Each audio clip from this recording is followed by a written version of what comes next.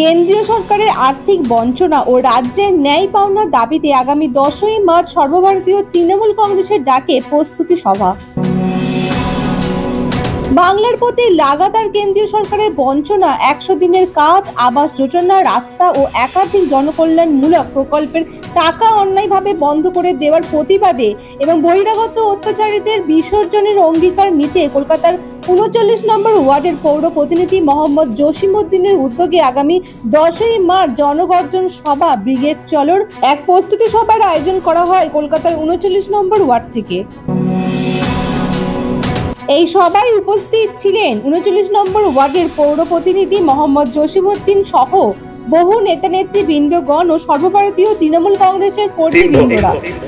सिर्फ 3 वोट के सहारे हम 5 साल जी लेते हैं। प्रॉब्लम क्या है जानते हैं?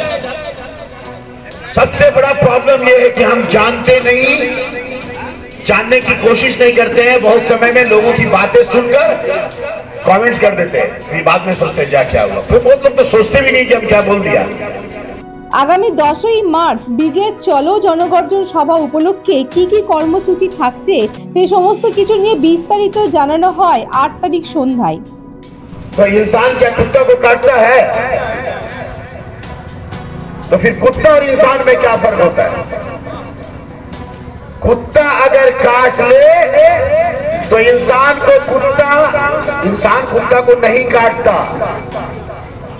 लेकिन हाँ वो अपने हिकमत से कुत्ते को वश में कर सकता है। 1000 मदरसा बंद करने का मंसूबा है उत्तर प्रदेश में। हम आपसे सवाल करते हैं, यह क्या तृणमूल का मामला है? यह क्या ममता बनर्जी का मामला है? या क्या जसीमुद्दीन का मामला है? इमरान का मामला है? वसी सर का, हशमत भाई का, कैसर का मामला है?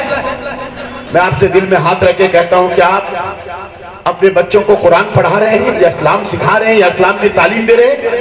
जब हम देश की आजादी के लिए लड़ाई ले रहे थे 200 साल, हमें तो यही सपना दिखाया गया था, यार इनको भगाओ और अपनी सरकार बनाओ जहां तुम आजाद होगे।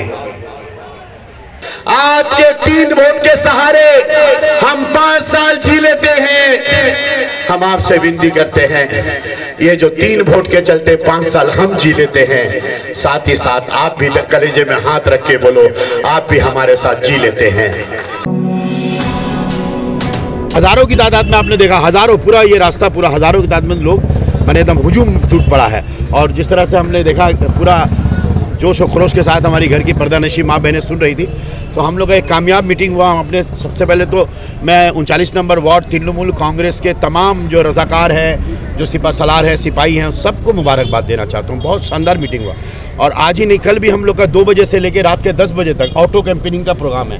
बस्ती बस्ती में, इलाके इलाके में ऑटो लेके जाया जाएगा और हर जगह बस्ती में 15 मिनट का, 20 मिनट का नुक्कड़ सभा होगा, स्ट्रीट कॉर्नर मीटिंग होगी। 2 से लेकर रात के 10 बजे तक ऑटो घूमेगा। और 10 तारीख को हम लोग सुबह जो है 9:30 बजे सबको बोले, 10 बजे हम लोग ये जो सेंट्रल एवेन्यू में ऑटो स्टैंड है, मछुआ टू कादापड़ा ऑटो स्टैंड है, CR एवेन्यू, यहाँ से हज़ारों की तादाद में हम लोग 39 नंबर वार्ड से ब्रिगेड के लिए रवाना होंगे। देखिए, हम लोग इस ब्रिगेड के रैली होने की वजह कर एक हमें मौका मिला है आवाम तक जो है अपनी बातें ले जाने का। और ख़ास करके नरेंद्र मोदी सरकार की जो 10 साल की जो नाकामियाँ रही हैं, जो उनके जो निकम्मे जो वादे रहे हैं, उसको हम आवाम के सामने में ले जाने में सफल हो रहे हैं। तो मैं समझता हूँ कि ममता बनर्जी और अभिषेक बनर्जी ने बहुत ही हिकमत अमली से काम लेते हुए इस समय में जो है लोकसभा चुनाव से पहले जो है ब्रिगेड में जो है गर्जन जो सभा बुलाए हैं, ये बहुत बहुत बहुत बहुत जो है समय उपयोगी है। मैंने वक्त के मुताबिक एक निहायत ही बेहतरीन प्रोग्राम है, जिससे हम लोग लाखों आवाम, पूरे बंगाल में 11 करोड़ लोग हैं, लाखों आवाम के बीच में हम लोग को जाने का मौका मिला है। और हम लोग अपनी बात देखिएगा, एक बात के लिए मैं आपको यहाँ पर सिर्फ एक मिसाल के तौर पर कहना चाहूँगा कि हमारे मोदी जी कह रहे हैं मोदी की गारंटी है। देखिए, स्लोगन कैसे पलटते हैं, लोगों के जहन को कैसे बदलते हैं। पहले बोलते अच्छे दिन के वादे कहते हैं, और अभी क्या बोले, मोदी की गारंटी। तो लोग वो सोच रहे कि अच्छे दिन भूल गए। अभी वो नया एक कॉन्सेप्ट लेकर के आए हैं, मोदी की गारंटी। अभी बड़ी चोल से चल रही है। उस टाइम में चल रहा था अच्छे दिन आएंगे, अब की बार मोदी सरकार, ये था ना। इस बार नहीं बोल रहे हैं कि अच्छे दिन आ गए, देखो अच्छे दिन आ गए, नहीं बोल रहे ये बात। अभी क्या बोले, मोदी की गारंटी। अपने स्लोगन को परिवर्तन करके लोगों को ये विश्वास जगाना चाह रहे हैं, जैसे अच्छे दिन का विश्वास जगाए थे मोदी की गारंटी। अब हम ये सवाल करने का मौका मिला, लोगों से हम सवाल करें, अच्छा आपने तो गारंटी दिया था कि 100 दिनों में महंगाई को काबू में करेंगे। आपने दिया था गारंटी, आपने गारंटी दिया था, वादा किया था, वादा और गारंटी। स्लोगन को परिवर्तन कर करके, वो स्लोगन के परिवर्तन कर करके वो लोगों को गुमराह करना चाहते हैं। उन्होंने तो गारंटी दिया था ना, काला धन आएगा। मोदी का गारंटी कहाँ गया? काला धन तो नहीं आया। जब 2014 में मोदी जी मुझे प्रधानमंत्री बना दो, मैं काला धन लाऊंगा, 100 दिन में काला धन लाऊंगा। उस वक्त काला धन था स्विस बैंक में 4.5 लाख करोड़ रुपया। अगर मैं गलत ना हूं, आप लोग संवादिक हैं, अभी स्विस बैंक में एक रिपोर्ट में शाया हुआ 2022-23 का 9 लाख, 8.5 से 9 लाख रुपया काला धन है। तो मोदी जी तो काला धन नहीं लाए, बल्कि काला धन डबल हो गया। मोदी जी की गारंटी थी काला धन लाएंगे, गारंटी थी ना, गारंटी थी कि नहीं? हम मोदी जी से पूछना चाहते हैं, आपने गारंटी दिया था कि लाएंगे? लाना तो दूर की बात, काला धन डबल हो गया। आपने क्या कहा था? जब आपने कहा था कि हम महंगाई को काबू में करेंगे, 54 रुपया था पेट्रोल, सिर्फ 54 रुपया था पेट्रोल, आज 110 रुपया हो गया। आपने गारंटी दिया था कि हम डीजल को काबू में रखेंगे, डीजल था 36 रुपया, आज डीजल हो गया 100 रुपया। भारत की इतिहास के 75 साल में डीजल और बड़े मियाँ तो बड़े मियाँ, छोटे मियाँ सुभान अल्लाह सुने थे। आज डीजल और पेट्रोल जो है, बड़े मियाँ छोटे मियाँ बराबर में आ गए, दोनों सेंचुरी पार कर गए। ये तो गारंटी थी कि डीजल को काबू में रखेंगे। 34 का डीजल आज 100 रुपया हो गया। गैस सिलेंडर 400 रुपया था जब 2014 में मोदी जी भीख मांग रहे थे, आवाम से कह रहे थे कि मुझे वोट दो। 400 रुपया था गैस सिलेंडर, आज 1200 रुपया गैस सिलेंडर हो गया।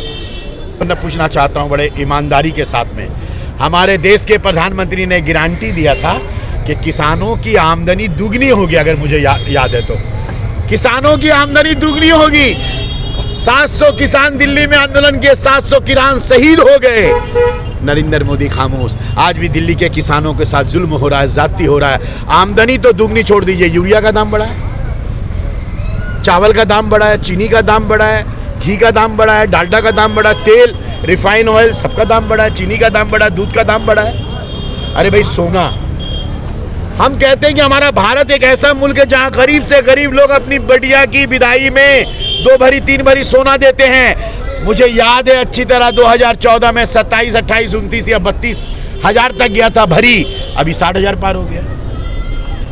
हमारा देश सोने की चिड़िया कहलाता था। इस देश में मोदी आने से सोना भी महंगा हो गया, चांदी भी महंगा हो गया, पीतल भी महंगा हो गया, तांबा भी महंगा हो गया, लोहा, कोयला सबकी दामें बढ़ी। रोजमर्रा इस्तेमाल होने वाली जो खास 14, 15, 20 चीजें हैं, उसके दाम, उसकी कीमत आज अर्ज से बात कर रही है। जीना मुश्किल हो गया है, रहना मुश्किल हो गया है, घर गृहस्थी करना मुश्किल हो गया। फिर भी मोदी जी गारंटी देते हैं, फिर भी मोदी जी कहते हैं। मैं आपसे ये बात कहना चाहता हूँ बड़े ईमानदारी के साथ कि हम आवाम को इकट्ठा कर रहे हैं। 10 तारीख को हम लोग एकजा होंगे, रास्ता में उतरेंगे मोदी को रास्ता में लाने के लिए। हम लोग मंदिर के खिलाफ नहीं हैं, हम लोग राम जी के खिलाफ नहीं हैं, हम लोग श्री राम जी की ये जो हिंदुस्तान है, हम कहते हैं हाँ हाँ हाँ आप जय श्री राम बोलिए, लेकिन साथ ही साथ हमें भी अल्लाह अकबर बोलने का हक दीजिए। जो बोले सो निहाल, सत श्री अकाल, इसकी भी आवाज़ें गूंजने दो। अल्लाह अकबर, अल्लाह अकबर, ला इलाहा इल्लल्लाह, अल्लाह अकबर, अल्लाह अकबर, वलिल्लाहिल हम्द। हमें भी बोलने दो।